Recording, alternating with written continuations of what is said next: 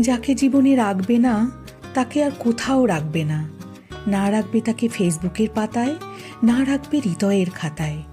কখনো কখনো কাউকে জীবনে রাখার চেয়েও নিজের ভালো থাকাটা বড্ড জরুরি হয়ে ওঠে। ঠিক সময় মতো ঠিক ডিসিশনটা নিজেকেই নিতে হয়। সবাইকে নিয়ে চলতে হবে এমন দিব্যি তো কেউ তোমায় দেয়নি। জীবন তো আর গাজনের মেলা নয় যে অধিক সন্ন্যাসী নিয়ে থাকতে হবে। জীবন হবে চাঁদের হাটের মতো, যেখানে গুটি কতক মানুষ থাকবে, মনে শান্তি থাকবে। মনের শান্তিটাই তো আসল।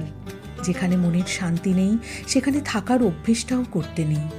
নিজেকে মাদুরের মতো বিছিয়ে দিলে হয় না, নিজেকে গুটিয়ে রাখারও অভ্যেসটা শিখতে হয়।